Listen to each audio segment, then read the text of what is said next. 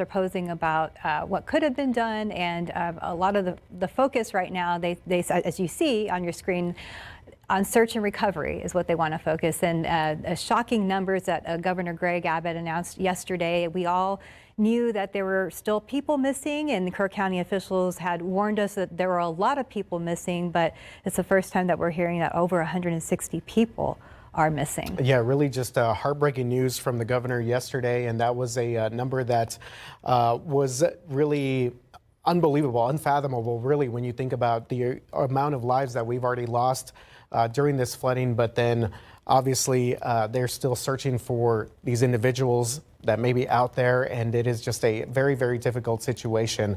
And as Justin was pointing out earlier, we are now looking at this being potentially the second worst flood in terms of the amount of lives lost and in terms of the mass casualties that we've seen here in the Hill Country over the past week or so. Yeah, I mean, just pretty incredible numbers. And just to address, you guys were talking about some of the reporters asking these tough questions, and you know, we've got some feedback saying, hey, you know, let's not point fingers and things like that. And I absolutely agree with that. At the same time, you know, we're trying to ask some of the questions that folks have at home. Why did this happen? How could this happen? And those are some of the tough questions, unfortunately, we do have to address with some of these officials. And hopefully the end result is change and safer conditions along the river in the future. And again, our focus still for sure is on the recovery and supporting those folks that are out there doing those recovery missions, because it's going to be a long, hard stretch here coming up. Yes, absolutely. And you're talking about that. You saw the video of all the volunteers, some from that area, some people, coming into that area to lend a helping hand. So, thank you to all the volunteers, to all the first responders, and even to the Kerr County officials who are, making these updates available.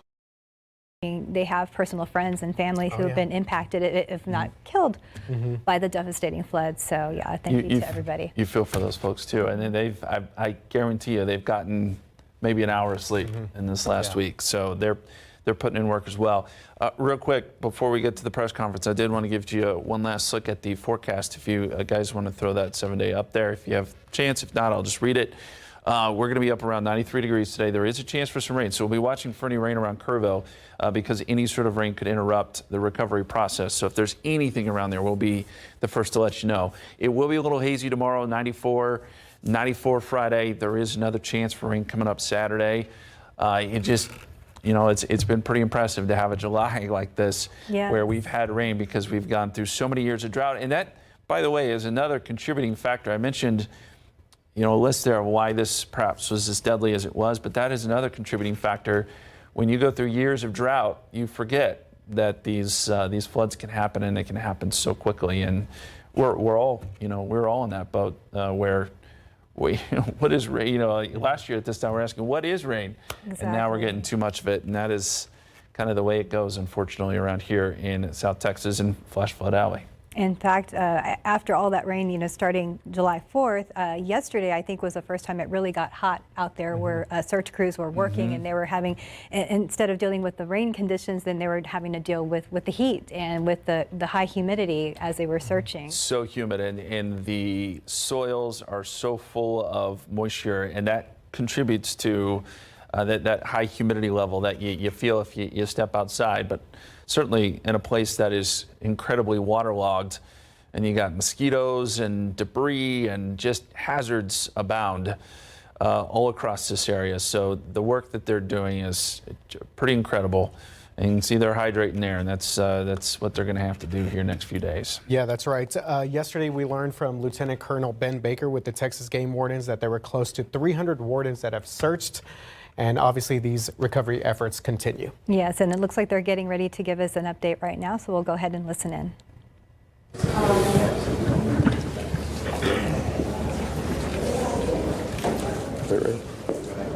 Okay, here's our morning update for July 8th. Search efforts continue throughout Kerr County. As of 8 a.m. this morning Central Time, there are 95 deceased. I'm going to kind of break down the numbers for you. On adults, there's 59, unidentified 14. Children, 36, unidentified 13. Camp Mystic currently still has missing 5 campers and 1 counselor. Officials report there are 161 missing people in Kerr County area. Community members are asked not to conduct debris management of their property until directed by law enforcement. There is also a no burn ban in Kerr County at this time till further notice. Let me give you a visual. I know probably all of y'all have been in our community capturing the aftermath of this disaster. But with that said, also take note that Kerr County is 1,100 square miles of beautiful but complex hill country. There are rural areas that may experience extended response times, areas where cell service is spotty, where the area is single-lane bridges and low water crossings. Sometimes evacuations is not the safest. Sometimes it's better to shelter in place. The hill country is not a one-size-fits-all place. First responders from emergency services throughout Kerr County promptly responded to the recent emergency as the situation unfolded. As with other significant events that are emergencies services encounter, this incident will be reviewed. You have my word. When or if necessary, if improvements need to be made, improvements will be made. What I'd like to do right now is kind of give you a breakdown. You know, I believe the latest report I had, we have 2,100 people out here at some capacity on this incident. Okay, as far as Kerr County Sheriff's Office right now, what our office is currently doing, it's an all hands on deck. Everybody we got are out here, but also we have an additional 2,000 plus people helping us. But as far as our patrol division, you know, right now they're involved in answering calls. Y'all have to remember, we still got day-to-day calls we have to handle, but they're also involved in different kinds of rescue and recovery efforts. My CID division, Criminal Investigation Division, is assisting with operations at the funeral home. They're also assisting with the identification process. My SOD division, Special Operations Division, is searching through heavy debris with heavy equipment. They're distributing assets with the Texas Game Wardens. They are also involved in recovery operations. Also, they're working with DPS special agents on all recovery processes and with the volunteer fire departments. Our communications is overseeing the communication operation liaison with DPS also. Our emergency management, Dub Thomas, is in the EOC Center. Also with my chief, they're both in the EOC Center. At this time, I brought a couple of the guys. I was going to let Captain Jason Waldrop say a few words. Jason has been in the field, hands on deck this whole time. I hadn't been able to get out of here a lot. There's a lot to manage here. He's actually witnessed several things. He's kind of going to give you a few ideas and updates on what's going on in the field, where he's been and what he's been seeing. And then we'll turn it over to Sergeant Jack Lamb. Captain Jason Waldrop. Nope. Go ahead, sir.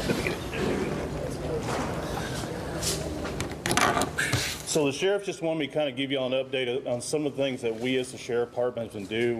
One particular thing that we have done in order to help assist in locating the missing is we have coordinated a team with a local construction company, the Texas Department of Public Safety, some fire departments from within Kerr County, a fire department from Acuña, Mexico, and we are looking and searching the deeply impacted flood debris along the river. So these areas are where a lot of this debris is bottlenecked, so it's a lot of large trees, it's a lot of the vehicles, it's a lot of home structures have built up in these areas. So we are using very heavy equipment, excavators, skid loaders, to remove this material and do a deep impact search of where this is. So what we ask is, for those who are out there working, the local residents, the families of the missing, even some of the search teams, if you see these very large excavators working, please avoid these areas. We are trying to control these work sites. We have spotters on the ground. So as this material is being removed, we are looking for anything of a sign of a person that may be within this material. These operators have very limited vision with these large excavators, so please avoid these areas that they're working. We're still spotting areas up and down the river where we can take apart these materials and hopefully locate some more of the missing. So that's one main thing that we've been doing along the river to help this process. Sergeant Lamb. Thank you, Captain. Morning. Jonathan Lamb, Kerrville Police Department. We want to remind folks that if you've reported a loved one missing and they've returned home safely or been found safely, it's vitally important that you let us know that that person is no longer among the missing. We need to keep an accurate count, as accurate as possible. So if you've reported somebody missing and they've been recovered safely, please let us know. Go to the website kerrvillemissing.dps.texas.gov or call 830-258-1111. And once again, kerrvillemissing.dps.texas.gov, 830-258-1111. We are actively working to ensure that we have an accurate count so that we know who to look for. And now I want to talk to the people here in this community, inside the city limits of Kerrville, people in Kerr County. A few things. We know that folks are beginning to clean up, and we have large debris piles. And we ask them not to use heavy equipment to take down those debris piles until they've been checked by a search party, because it's possible there are victims in that debris pile. We don't want to disturb that. Please give us a call, our non-emergency numbers at the police department and the sheriff's department, and let us know that you've got a debris pile that needs to be checked before you begin that level of cleanup. Sheriff Letha mentioned the burn ban. That's countywide. We need people to respect that. Do not burn during this time. And we continue to ask people to steer clear of the area and let our first responders work. Again, this operation is ongoing and continuous. Our first responders are trying to get to places to do their jobs. And people come in here from outside the community and people within the community who want to go sightsee and look at the river and see the flood damage. It's making our job very hard. We ask folks to give us room to work. I want to talk a little bit about the events that happened on the morning of July 4th, what the Kerrville Police Department and other first responders were doing in those early morning hours. And I want to start outside of Kerrville, out in Hunt. Now, for those of you who went out there yesterday with the governor, y'all know that Highway 39 crisscrosses the Guadalupe again and again and again. And all of those low water crossings, when they flood, they create islands where you can't get in and you can't get out, trapping people in their homes, trapping people in vehicles. And that's what happened on the morning of July 4th. One of our patrol sergeants lives out there in Hunt, and he got up, he got ready to go to work, and he realized when he hit the intersection of FM 1340 and Highway 39 that he was trapped on an island that was Hunt, Texas. And he saw people, dozens of people trapped on roofs. He saw people trapped in swift moving water. He gave them encouragement over his public address system in his vehicle. He told them to be strong, that he would get to them as quickly as he could, and to hang on. And he knew he needed help. He went to another detective, Kerrville Police Department detective who lives out there, and he woke him up and he said, "It's bad. I need you to get your gear on and come find me." And then he went back out. And for 13 hours, those two officers, along with some Hunt volunteer fire department firefighters and an emergency room doctor, provided care to that Hunt community. When it was safe to do so, they waded into the water and they rescued people. They got people down off of roofs. They collected them there at the Hunt School. There was a young boy with a pretty severe leg injury that was given first aid treatment throughout the day. Other people came. Many of them were injured. They provided first aid. They coordinated helicopter evacuations for the most critically injured, communicated the situation back to our emergency dispatch center of the Kerrville Police Department. When the waters began to recede, they knew that vehicles would be making their way out there when it was safe to do so. So they went back and forth, clearing out debris to clear a path for those vehicles. They saw helicopters flying back and forth, making recoveries upriver, evacuating those summer camps. And they were by themselves on that island that was Hunt, Texas, doing what they do, serving, protecting, and helping, until about 5 o'clock in the afternoon, when other emergency workers and high-profile vehicles were able to get out there. And here in town, in the early morning hours, it's still dark, our officers realized that areas of town that traditionally don't flood were going to flood, and that low-lying areas close to the river were in danger. Our officers spent hours going back and forth. In that first hour, they evacuated over 100 homes and evacuated and rescued over 200 people. And to say that doesn't even come close to explaining the actions that took place. Door to door, waking people up, convincing them that yes,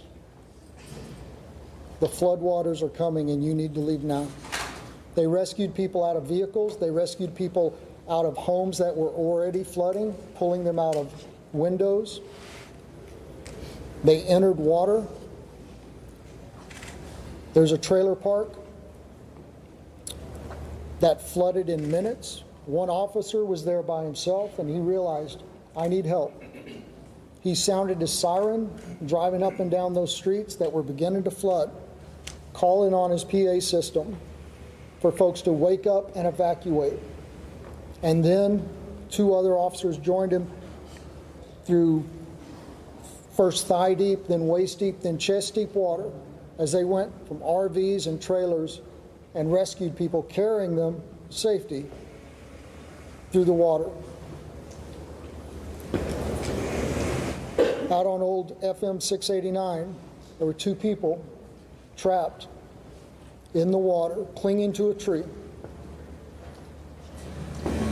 2 officers were there when the 3rd one drove up. And one of them was wrapping a 100-foot flex line garden hose around his waist to go into the water and rescue those people. And those 3 officers went into the water, and one of them held that hose and acted as an anchor, while those other 2 made their way to those 2 victims, and they were able to evacuate them safely. Folks, I don't know how many lives our KPD team saved in an hour in Kerrville, but I know that this tragedy, as horrific as it is, could have been so much worse. And finally, I want to tell you about a member of our KPD team. These guys have been working around the clock. 4th of July traditionally is a all hands on deck event for us because we hold an amazing concert on the river. On July 4th, it was an all hands on deck event for a very different reason. But our officers have been working without time off, without any downtime, 16, 18, 20-hour shifts, without complaint. Yesterday was the first day we were able to give a couple of them some downtime. So we sent an officer home to rest. But rather than taking a day off, a much well-deserved day off, he got up and he put on his gear and he volunteered to go out on foot with a ground search party. And he spent his day up and down the Guadalupe River, going over, under, around trees, searching for victims, to try and reunite the missing with their families.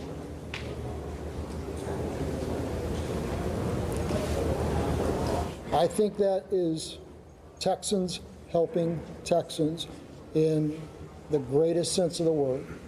That's what community is. And that's what's important right now.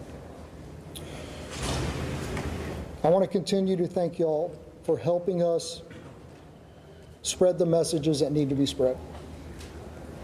Before I open this up for a very few questions, just ask you to please, just ask you to please say your name and who you're with before we do that. Yes, sir, right here. Oh, I'm sorry. The mayor. The mayor is supposed to speak now. I apologize. Mr. Mayor, I'm sorry. Good morning, everyone. As Jonathan Lamb has said, this is a story of tragedy, but it's also a story of heroes. Captain Walter, thank you for all you've done. Every first responder, thank you for all you have done. The recent numbers reported break my heart. And they break the heart of everyone up here, everyone who's been working since July the 4th. I want you to know, I think it's important for the public to know, I think it's important for the families to know. In that Emergency Operations Center, there's not little silos of departments and agencies. They're working as one team with one goal, to find the missing and bring them home. I'm grateful for every first responder, every helper in every field. Those who are feeding the hungry, those who are providing shelter to people who have no home, those who are providing clothing, who no longer have a wardrobe. I'm also grateful for the generosity of the world. Two companies that are hometown companies, companies that started in Kerrville, Texas, announced today and yesterday that they will be donating to the relief effort. Everyone in Kerrville is proud of HEB and James Avery Artisan Jewelry. Had a different name for so long, I'm sorry. Those two companies started here. Their heart is here. We are committed to helping others. After you all go home or go to the next story, we will still be here. We live here. Here. If you feel able to donate to the relief fund, the best source we are recommending is the Community Foundation of the Texas Hill Country. That's the community, their website is communityfoundation.net. There's a link at the top of that page to help you donate. Now listen, I'm married to a retired first grade teacher. And I learned a little bit about classroom management from her. If you yell questions at us, we're probably going to pick someone else to answer, okay? So if you feel the need to yell your questions, I will feel the need to not answer the question. In first grade, they raised their hands. That might be a good start. Yesterday was a disaster, and I was embarrassed. Our town was embarrassed. Your viewers were embarrassed. And I don't want that to happen again. Now, I'm going to do something I've been told to do. I'm going to turn it back to Jonathan Lamb to start the question and answer period. However, please make my retired first grade teacher wife proud and raise your hands. Thank you. Okay, once again, just say your name, please, and who you're with. And I'd already called on you, so yes, sir. Thank you, sir. I'm Ernie Zuniga with KSAT 12 in San Antonio. A question for the sheriff. The code red alert system has come under a lot of scrutiny in recent days. And now there's reports of a timeline on Friday morning where an Ingram Volunteer Fire Department commander asked a Kerr County Sheriff dispatcher for the code red to be issued. The dispatcher says, I can't, I have to get a supervisor's approval for that. Almost 6 hours passes until 10 o'clock, when 10:04, when the code red is issued. How do you account for that lapse of time? What happened and what could have happened in that time? Okay. As I've said earlier, with every significant event, we're going, with every emergency, we're going to have to, there's going to be an after action. Please, y'all, listen to those words, after action, okay? Those questions are going to be answered. I believe those questions need to be answered to the family of the missed loved ones, to the public, to the people that put me in this office. Those need to be, and I want that answer, and we're going to get that answer. And I know that's going to be asked over and over. Please understand that. We're not running. We're not going to hide from everything. That's going to be checked into at a later time. I wish I could tell you that time. I don't know that time. Let me share something with y'all. One of the main things I've been doing is going and visiting the family. We still have some of those missed loved ones here. I go visit them twice a day. As a sheriff, what I want is I want closure for those people. Okay, and those are important questions. We will answer those questions. I wish y'all would bear with me in that. Okay, bear with me. We'll get them. I can't tell you in a week or two. Okay, we're going to get them. I'm not trying to deflect them. Okay, my primary. I asked you. I've been in this business 36 years. I don't know if any of y'all, how many of y'all have gave notifications, death notifications. I've done them. What is worse, a death notification or telling somebody I don't know where your loved one was?